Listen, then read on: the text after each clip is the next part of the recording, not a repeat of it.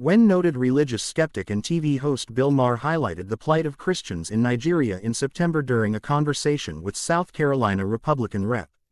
Nancy Mace, he raised a conversation that's been an ongoing tension for many of us in the humanitarian space. The conflicts that cause the greatest suffering don't always correlate to the greatest attention.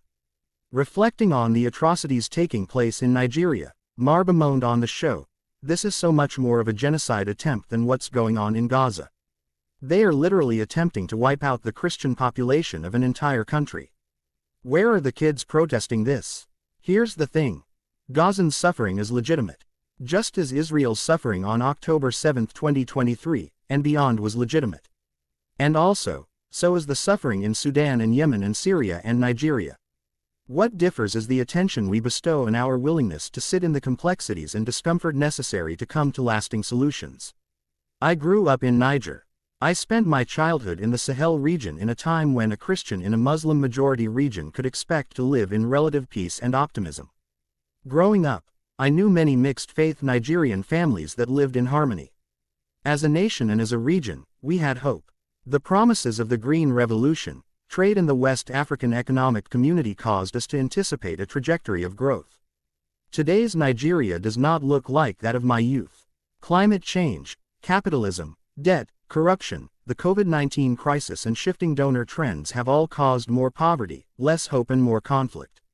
It's been tragic to see my home region devolve into a dangerous area where tolerance has been replaced with extremism and religion has become weaponized to fill the void left as hope dispersed and hunger increased.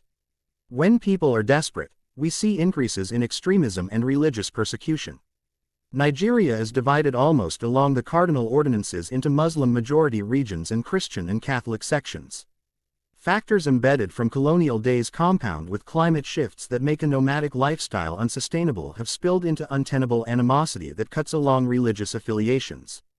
As Liam Carr, Africa team led with the American Enterprise Institute, aptly breaks down, when you layer religious undertones over an existing ethnic divide and scare resources, conflict emerges.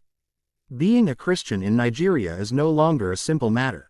Jihadist organizations, including Boko Haram, have exercised religiously implicated killings over the last 16 years, massacring 125,009 Christians and over 60,000 inches liberal, Muslims who do not share the extremist views of the prevailing groups.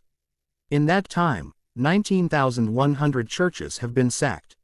Now, according to Open Doors, more Christians are killed for their faith in Nigeria than anywhere else in the world, combined, even though Nigeria is 7th out of the top 50 countries known for persecution of Christians. Across sub-Saharan Africa, 16.2 million Christians have had to leave their homes, including a large number of Nigerians. For Nigerians, this often means living as displaced persons in Chad. To change this, you must marry hope with solutions that address underlying causes of instability. At World Relief, we work to meet both the tangible needs and spiritual needs of a population, in partnership with the Church.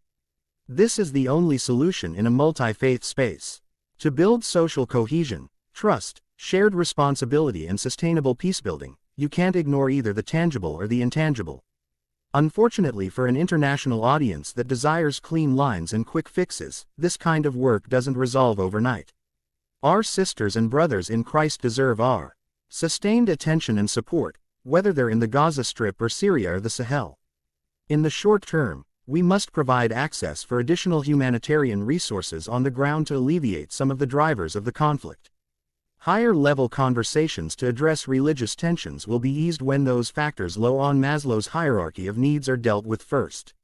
I'm grateful for the attention U.S. policymakers have given the situation in recent months, between resolutions made in the House in March, Texas Republican Sen.